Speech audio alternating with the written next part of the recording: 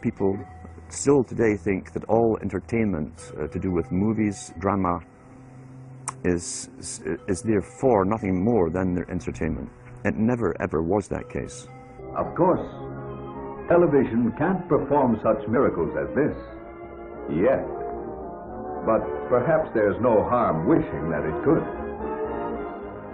The greatest social messages are promoted through movies and drama, high drama, through the fixation of emotive sequences, emotional sequences, not logical, factual sequences, but pushing points across in an emotional way which register and fix in the mind. So emotional content is very, very important, rather than going through an actual discussion or an argument using logic and facts. There's no debate. And when you're being downloaded through fiction, your guard is down, the sensor part of your brain is not in action. It isn't saying, yes, I agree with this, I disagree with that, as you would in a debate or a lecture. You're actually in an alpha state, being completely downloaded with new ideas. Throughout history, social engineers have refined techniques designed to control large populations. About 100 years ago, this big organization with many branches, they wanted to rule the world basically using Britain as a nucleus of a system, an embryo, which also was going to be joined with the US under the Anglo-American establishment, wrote about the kind of culture and the changes of culture over a 100-year period that they would actually design, implement and bring in. And H.G. Wells talked about it too. He talked about arenas. He says arenas could be put up across the world for sports, for instance. Now at that time, sports was something that children, school children were into. Adults became adults and got onto adult things. So it was unimaginable at the time that people could actually believe that there was even a need for adult sports and entertainment, never mind having arenas built across the world. But he said we can do this and foist basically a sports culture for the males. Using a tribal system, we're all tribal to an extent, that's why we even bother to vote for a tribal leader. This is well understood, that's why we're supplied with these leaders. And because the average man was to become more disengaged from his own destiny as the expert class arose, it was decided that the males would get their outlet basically, gradually becoming helpless as males through sports. Therefore they'd have a tribal team they could identify with, they could cheer them on as they were winning. In their own personal lives, they were getting nowhere. They were getting disenfranchised in a sense as experts took over decision-making for them in all kinds of fields. So this was psychology at use, planned before they even implemented the sports. When radio came along, of course, they used that to the maximum.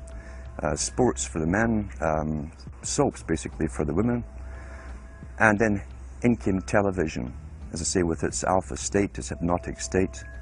And sure enough, around the 1960s, really, 50s and 60s, it took off. It really, really took off.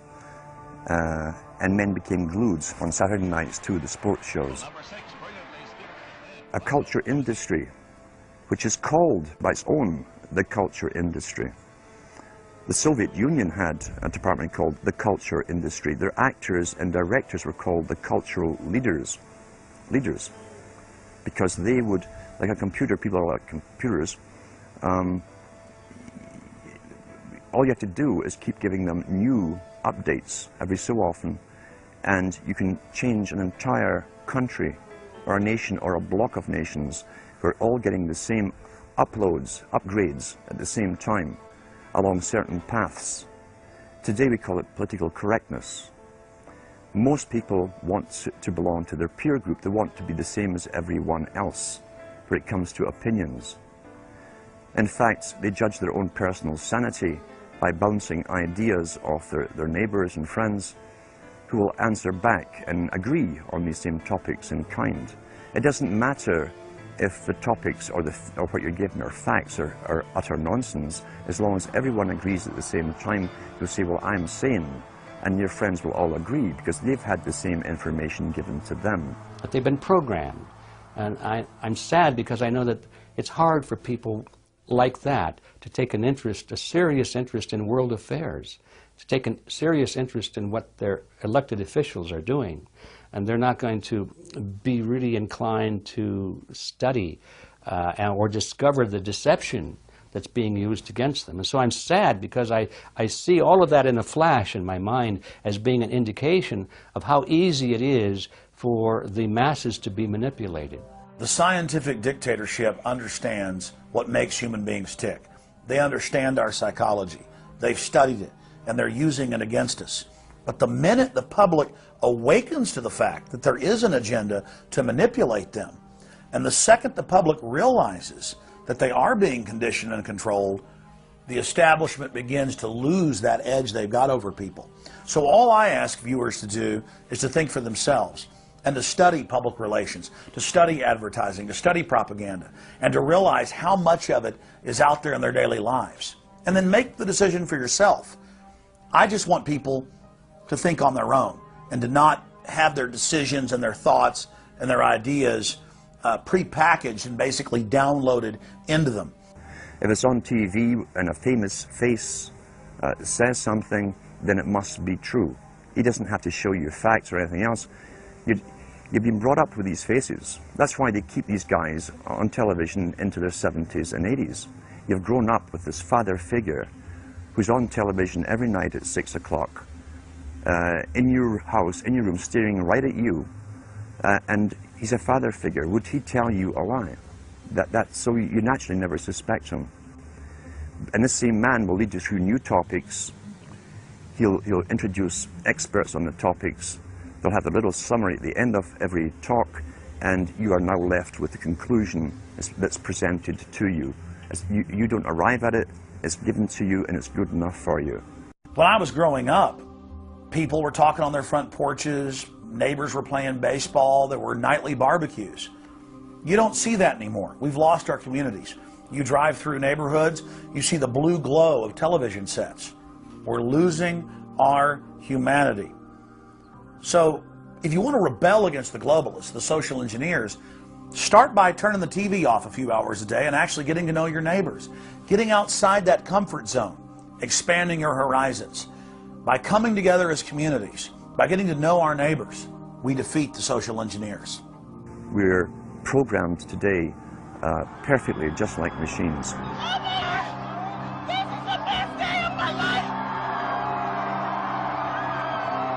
We tie this in with the Brzezinski. Brzezinski said in 2 Ages, now this guy was way up with the NSA. He's a master geopolitician. He admits he works in 20, 50-year periods to do with geopolitics in other countries. But he said himself, the public will shortly be unable to think or reason for themselves. He was meaning by that the form of information that was given to them, the type, the formulas that were in use then in the 1970s. He says, eventually they'll be unable to think or reason for themselves. And eventually, he said, they will expect the media to do all their thinking and reasoning for them. Well, that's happened today. That's why people today can't think outside of the programming from television. Zbigniew Brzezinski, Obama's main foreign policy advisor, talks about how a cult of personality can be artificially manufactured to influence the masses. In the first months of my administration, to pull our economy... Oh, goodness. Sorry about that, guys. To pull our economy back from the brink, including the largest and most sweeping economic recovery plan in our nation's history. We're gullible, but we're also willingly gullible. We want a human being, a big daddy, to come along and make everything right for us. And as long as we believe that, we'll always basically get shafted. In addition to John, sorry, I just noticed that I jumped the gun here. Go ahead and move it up. I'd already introduced all you guys. It's the presidential reality show. But when it became an Oprah production, it became slick. You don't have a president, you have an actor. They say that politics is show business for ugly people. You got it. What am I going to tell the president when I tell him his teleprompter is broken? What will he do then? It's Obama's role to front for the international banking syndicate and to take all the heat for their unpopular agenda. It's his job to convince the American people that the buck actually stops at the White House. In Brzezinski's book, Between Two Ages, is that eventually we shall put presidents in who will have personality cults. We shall create massive personality cults for these people through the same techniques as Hollywood has used. Obama is that man today. The globalists, who know that Obama is going to promote their plan, want to make him such a superhero that nobody will question what he's doing. They'll be so preoccupied with who he is, or where he is, or what he's saying, or what he's wearing, or something like that. The idea of making him into a celebrity is very valuable because that way people are less inclined to ask, what is he doing? So that's very useful to these people.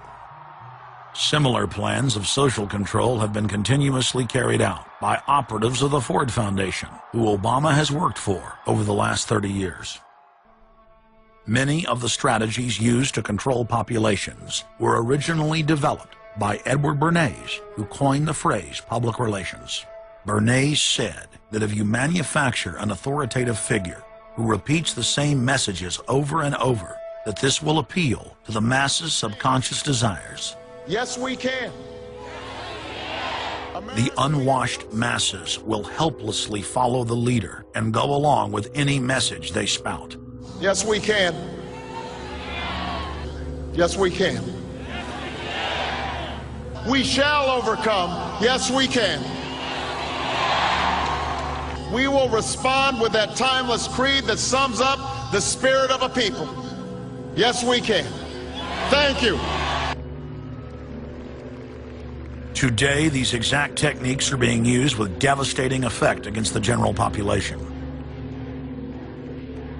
Obama is the latest version of 21st century mass mind control. The psych warfare engineers are counting on Obama to finish the plan they began decades ago.